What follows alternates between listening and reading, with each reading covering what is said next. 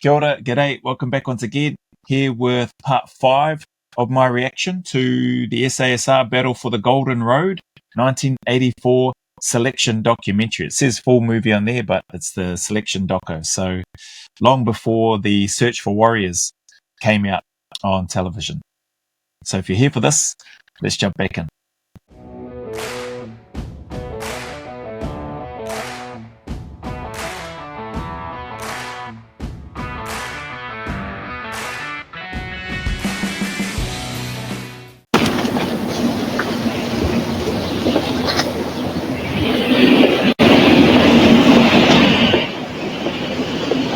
At 2,000 feet above the ground, we're in eagle country.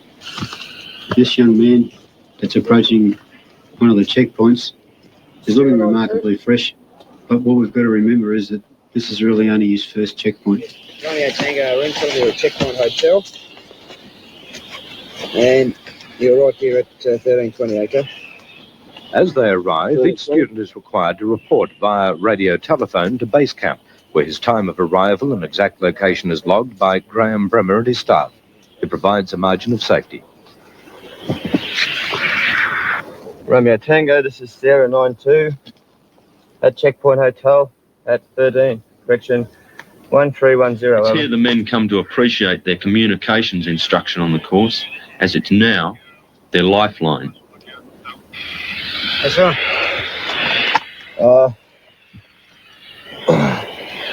Makes a bit sore. So just carrying the pack of it. Huh? Just in the pack. Yeah, I think so. Sometimes, It's interesting, I think I've heard some of them say staff or sir, but that sort of answer or response, at least in my time doing selection in both Australia and New Zealand, that wouldn't fly. Like kneeling down like that, no staff on the end of the response from the candidate. So if me being the candidate, there's no way that would have gone down well. I would have ended up having to be doing some sort of push-ups or some sort of stress position if I had answered a staff in that way. students will tell the directing staff that they're feeling okay when in actual fact they're not. Now this will be evident to the directing staff because they're all experienced people. The directing staff are also experienced at detecting those people that will complain of injuries which perhaps they don't have. I mean, they will be sore for sure because it's the nature of the terrain. I like how you mentioned that because it's mentioned by George on the Search for Warriors, the part that he spoke about there, that, the directing staff are pretty good at picking up. They'll be able to tell, when candidates are sore and hurting, and you'll get those candidates that will say that they're okay, but not be as good as what they may be making out to be. And then at the same time, you'll get those candidates that are actually okay. They're tired, they're sore, they're hurt, they're hungry, etc. But no different to anybody else. But they will try to put on a Hollywood and make out that they're in even worse condition than what they actually are, in the hopes of some of them, not everyone, but in the hopes of some of those candidates looking to get a medical withdrawal rather than a withdrawing at own request.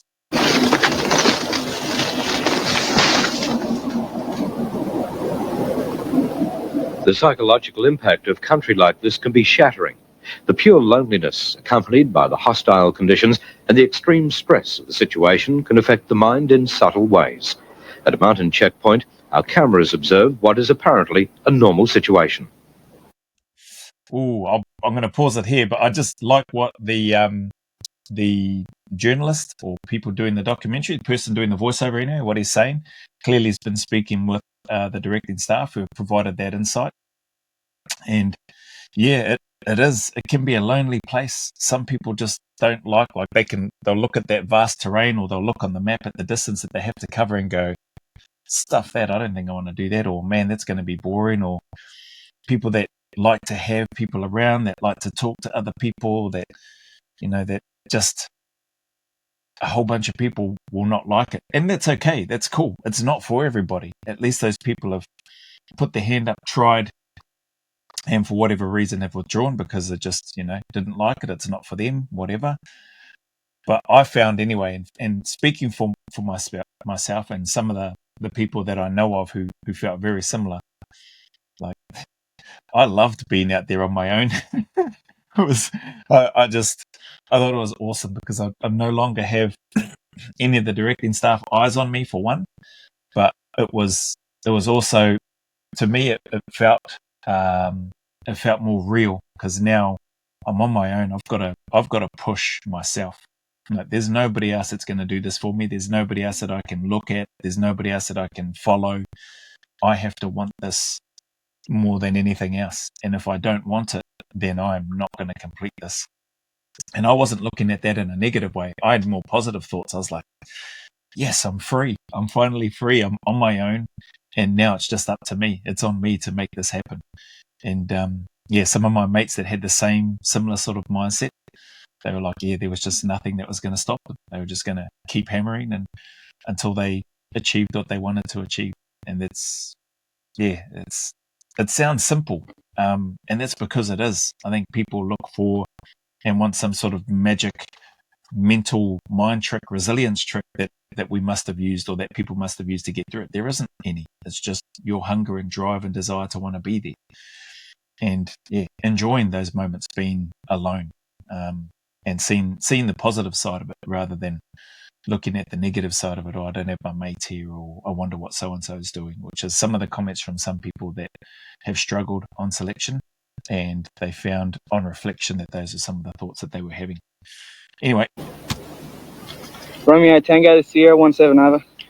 This student is correctly checking in with his position and time of arrival and next destination. Blockstadt Hotel, proceeding to Whiskey Alpha, figures 1214 over. Sierra 17, roger out. So far, so good. The DS now asks him how much water has he left. Bad on water. Yeah, there's a water point down the bottom of the hill. How much you got? About 1.5 water bottles on it. Now watch for the first clue. There is water down there, is it? Yeah, there's a water point. Should have it on there, haven't we? Yeah, it's got it here. I was just wondering, all the other places have been through, whether there still be water. There it is. Is he in fact saying that he thinks he is last and trying to give the DS the opportunity to confirm this and perhaps suggest that he is so far behind? That stuff aside, yeah, could be, but I'm just surprised. There's no staff on the ends of those comments or replies to the directing staff about the water station or how much water you got. I've got about 1.5 water bottles left, staff. Like there's, or sir. In my time in Australia, we had to call all the directing staff sir. My time in selection in NZ, it was all the directing staff were staff on the end. Didn't matter what you said or where you were. If you were out in the bush and you were checking in at a checkpoint, if you were pulled aside and asked some questions, everybody, regardless of whether you knew if they were a badged member or not, or whether they were the psychologist, or whether they were a truck driver, or whether they were a signalman communication, everybody was staff. And so this is surprising to me. I wonder how much further down the track where it may have been more strictly adhered to or more strictly enforced, because it doesn't sound like it was the case here in this particular time. And that's okay. It's just surprising to me because I just think of the punishments that we would have got and that we did receive for not addressing the directing staff by staff or sir. It's not worth continuing. Or is he asking for encouragement and reassurance that he is not last? Yeah, they seem to be holding it. The moment passes and his confidence seems to be returning, despite the evident wear and tear he's experiencing. Did they have to protect the legs a little? Yeah.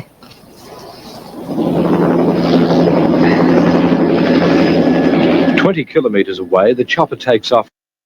Just a very, very talkative candidate, smiling, and that's good if he's in good shape too. But yeah, like that just wasn't the co-popper. That wasn't the go. During my time on selection, I don't know of any of my mates who got through that spoke to the directing staff like that, not on selection. I have spoken about the Australian reinforcement cycle, which was different. So we were actually, I was so shocked, but we were able to call the the directing staff by their nicknames. That's how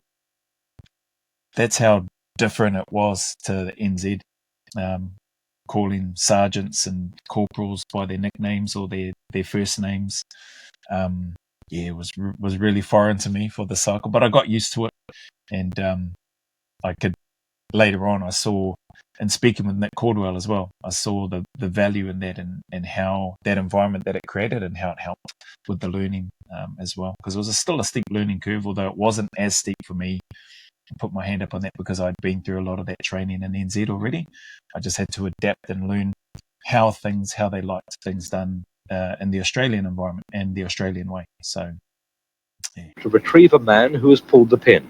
Used as a term to denote quitting the course, it does literally mean, in this case, pulling the pin from a smoke grenade. Back on Mount Hassel, the DS picks up that information and tells the student that someone else has quit. There's another one, champion. What noise is giving it away? No one's pulled the pin. Listen, I've got one here. You want to? Nah, all the more chances for me. Yeah. On the face of it, a very positive reaction, indicating that there is no doubt in his mind that he's going to continue and be successful. As we, It's that is a really good response. Nah, but yeah, definitely seeing the smile on his face too. Like it is uplifting, man. I know I've spoken about this before. It is uplifting when, at least it was for me, when people would quit, when people would leave. When people go, yeah, no, that's it. When there was another empty bed in the barrack area where you were, it was, it was uplifting, encouraging. It was disappointing for me personally when it was a good mate, somebody that I knew. I'm talking about it was encouraging when there's a whole bunch of people that I didn't know that had left that were pulling the pin, like they were all there, keen as mustard. Some people you look at and think, bloody hell, I think they use the term that person's looks really well put together, and then you no longer see them. So it was different in that sense. But when it was my friends, yeah, that part was sad and disappointing, because I honestly expected my mates that I went on selection with to pass. I 100% thought that they would pass, and my friends that I was on selection with in NZ and in Australia, I thought all of them were far better soldiers than me. So even the guys that I went on selection with in Australia that were my mates from Recce Platoon, having worked with and served with them over in East Timor and that as well, and been out on tasks and patrols, man, I thought they were just phenomenal soldiers. And yeah, I thought we were at least equal, if not some of them were better than me as at soldiering, because I took a lot away from just observing them and trying to imitate them with what they did and how they did things. So I learnt a lot from them. So yeah, it's definitely that's why it was disappointing for me if and when my mates would withdraw. On the Australian selection, the friends that I did have on selection, none of them withdrew. We all got through, we all passed, we all went on cycle, we all passed cycle and that as well. So that was pretty awesome. But the NZ selection, that was where I had a number of friends, yeah, where it hit different when they left. I was still encouraged because I was there and because of the fact that I looked at them as being much better soldiers than me, being more experienced, I felt they were better equipped to deal with what selection would throw at us. But yeah, it just shows you just never know. But anyway, still grateful for my friendship that I have with those guys as well. watch, however, he sets off in completely the wrong direction, heading for the peak of the mountain.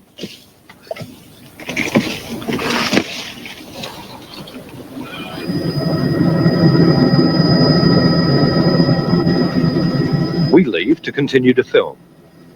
2 hours later, flying back over the same mountain, we spot the lonely figure of the same student, still on the summit, poring over his map, obviously having come to a complete mental full stop at the sight of his next objective. He can't even decide to pull the pin without help from the DS. So we wait for him to return, which he does 3/4 of an hour later. Again, he will look for sympathy. What he gets will be encouragement. It's a staff responsibility to ensure that any student who has contemplated withdrawing himself from the course for any reason, to encourage them to continue if it's at all possible to do so. What's up? Wow, that's interesting. I don't recall any encouragement on my selection. Not in NZ and not in Australia.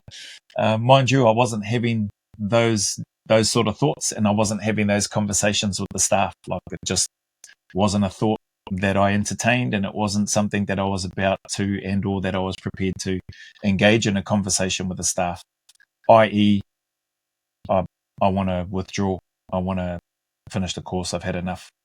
Those thoughts never entered my head, and there was no way I was about to utter those words to any of the staff. Even if I did feel like it, I don't recall feeling like quitting. I'm sure I would have had some low times and thinking, I likely would have thought at times, man, is this worth it? I can't recall times like that, thinking like that, because, yeah, man, I was just like, this is what it's about. I want to be here. This is what it's about. I have to be willing to grind through this and do this work and do this task, no matter how seemingly unnecessary it might appear. This is part of the process, and I'm here for it. So this is interesting, man, hearing that it's the DS response at this time. They're talking about their responsibility to encourage them. I think from memory and on the search for warriors, I think by encouragement, they probably ask, are you sure that this is what you want to do? And they may ask questions, why? Why is it that you want to withdraw? But as far as encouragement, man, I don't recall any encouragement happening. And there were people within my group, when we were put into groups, that pulled the pin, that chose to withdraw. Obviously, they didn't need to pop any smoke because we had directing staff following us around as we went through. But it was, yeah, I didn't hear any encouragement. So I'm keen to hear what that encouragement sounds like in here. I want to keep going, but just so far behind time. No, you're not. Why? It's only Monday. You're not that far behind time. No way. It's Monday. You got till 7 o'clock Wednesday morning. This is your second peak. You can still crack another one by bloody 5 o'clock tonight.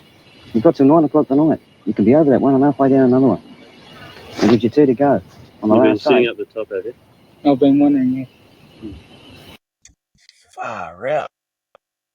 That is encouragement. That is support from the directing staff. Not knocking it at all. It's just really surprising and somewhat shocking to me. Not shocking in a bad or a negative way towards the staff or towards the unit. Not at all. Just shocking in terms of, it's like, whoa, if that doesn't give this fella a boost, that's where I'm coming from in terms of the shock. If that doesn't give this fella a boost to go, wow, the staff are telling me that I'm not way behind time, that I could still make it. That's what they're telling me. It's only Monday. I've got until whatever time on Wednesday, and they're telling me that I could still do this. Badged operators, whether they are or not, I assume they're badged operators. He would be looking at them, they're badged operators. They're telling me that I can still make it. Wow. If that doesn't encourage him, hey, bro, then it's not for you. He's probably one of the guys that gets through, but I'm just saying my thoughts. Yeah, I didn't come across I didn't hear any sort of conversations like that during my selection over there in Australia. Definitely heard nothing like that in NZ. Oops. How long have you been sitting up there for? Since I left. Why don't you say something down here? Oh, Well, you feel all right then? What he said down there was, no, more chance for me. But yeah, just I guess, looking at where he needs to get to next, mate, sitting there for 3/4 of an hour, looking at that distance that you've got to travel and cover, contemplating, thinking about it, just get up and put one foot in front of the other and just keep moving. Take one step at a time. And before you know it, you'll get to that place that you need to get to. All right. yeah. Just wanted to keep on going. Look, you're still well within time limits, mate. There's guys still dragging themselves up this hill, with bloody injuries and everything. And there's another guy that left yesterday because he was misplaced on the one before, and he's still going, and he's nearly on his way in, and he's still got time to make it. There's no reason why a fit guy like you can't. You sit down and have a brew anyway. Sit down and have a brew and have a think about it. Give yourself an hour. Just have a brew and just have a think, all right? Don't mind sitting down and having a bloody brew and thinking about it for an hour. Get off your backside, mate. Pick your lip up and put your gear on and walk. Like, get to it. This is really kind and encouraging from the directing staff. Man, thank you very much to those that sent me this link. Sorry, I can't remember. It might have been BW Harris, might have been one of the guys. And maybe Left Hand Black. I'm not sure, man. There's a few people. I know there's a few people that are regular commenters on here, and so I'm not sure if it was one of those two. But this is awesome. My first time watching this, and I can't believe some of the stuff that I'm listening to in terms of that encouragement perspective. Blows me away. I'm actually glad it's not like that, and I'm glad it wasn't like that when I went through. And from what I understand, it's certainly not like that to this day. And I'm glad for that because, excuse me, if I have to spend time, or if we have to spend time trying to convince people to get up and move and put one foot in front of the other for that type of work, like person's volunteering to go into that job and want to do that work. If we're then out on a task together and it seems insurmountable, and then I've then got to spend bandwidth, or other team members and I have got to spend bandwidth trying to encourage that person along, you can do it, you've still got plenty of time, blah, blah, blah. Instead of putting that bandwidth, energy, effort and time into doing the actual task, that's not something I would want to do. I don't want to be investing time trying to encourage this person to come along. Hence why I love the fact that the selections these days, from what I understand, you don't get this level of encouragement or support. So, anyway. You can still do it. It can be done. It's not an impossible thing.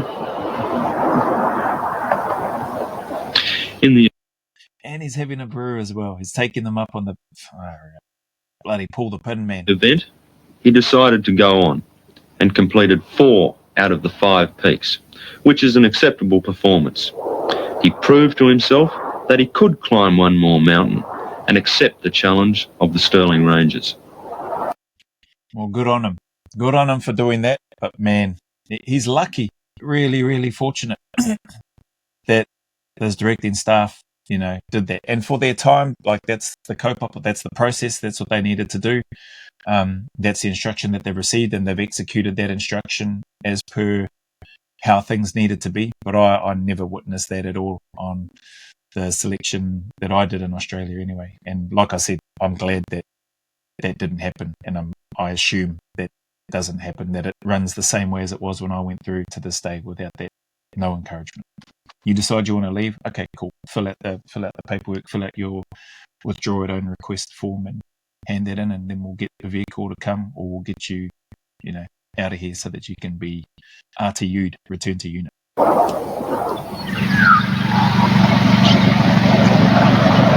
Down below at the water points, the only place where the men are permitted to meet, they're checked up by Corporal Cole the medic. It looks like a scene from Gallipoli, as the men have been blackened by charcoal from the burnt-out bush. Time only for a quick navigation check and to snatch a meal.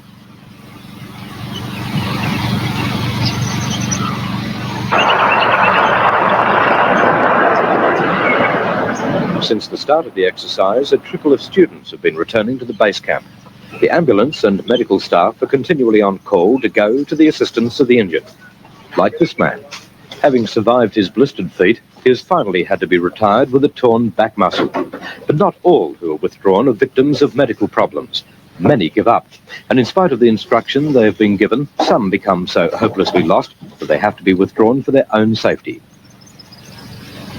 500 kilometres away at Northam, the course headquarters, I was being kept closely informed of those withdrawing from the course and the reasons. The Stirlings had done their work and had weeded out all those that could not make it alone.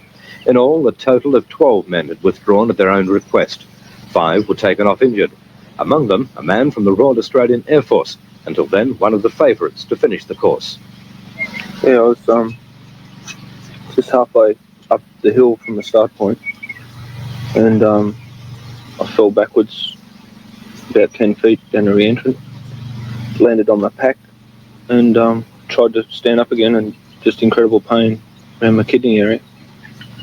I tried to keep going up the re-entrant and got about 200 yards, and that took an hour and a half just to go 200 yards.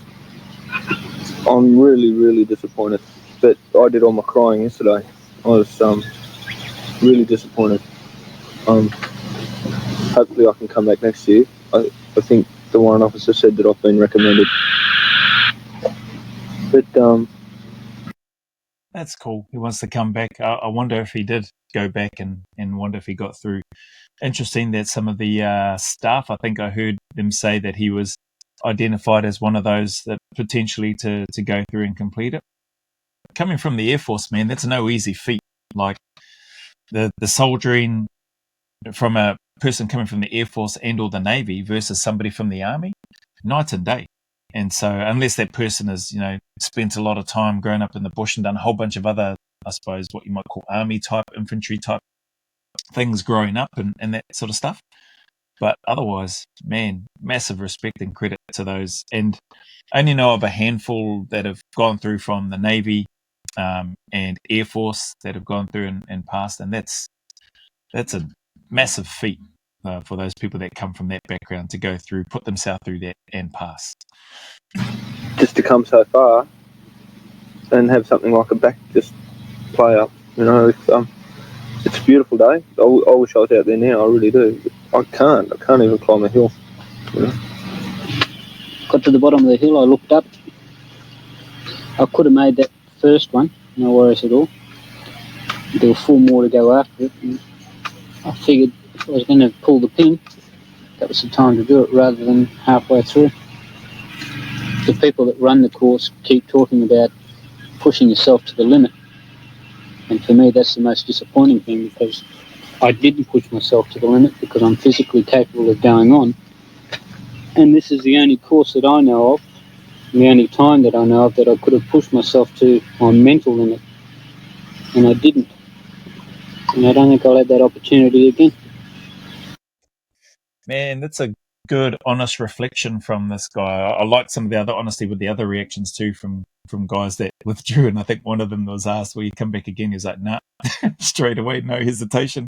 I can't remember what else he said, but likewise with this guy's honesty, to push himself to the limit. And he's clearly identified that he hasn't pushed himself to the limit. He went on there wanting to do that, sounds like, but he's no different to many other people that have all thought and said the same thing. I want to go and see what my limits are. I want to go and test my limits. I want to go and see if I have what it takes. A whole bunch of different ways that people will frame things in their mind and in around stepping off and or applying to go on selection. In my opinion, I don't think that's the mindset to go into selection one.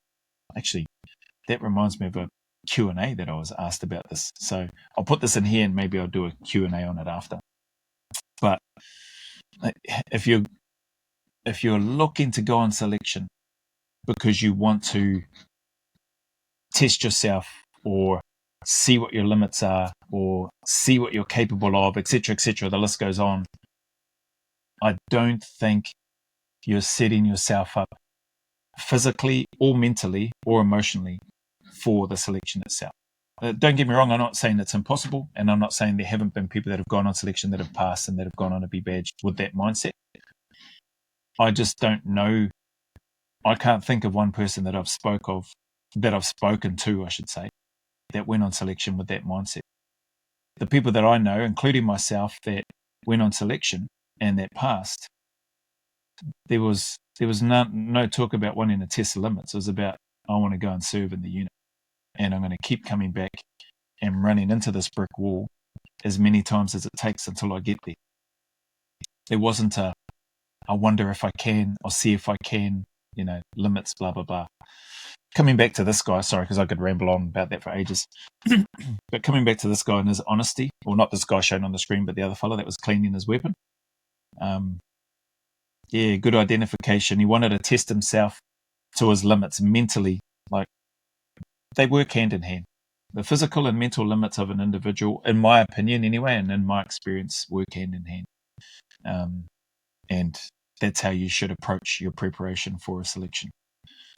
Oh, it's that time. Oh, that's on 30 minutes. Man, I rambled that long. that it's gone on to 30 minutes now. Anyway, I'm going to wrap this one up here, but I appreciate your time and your support as always. I really do.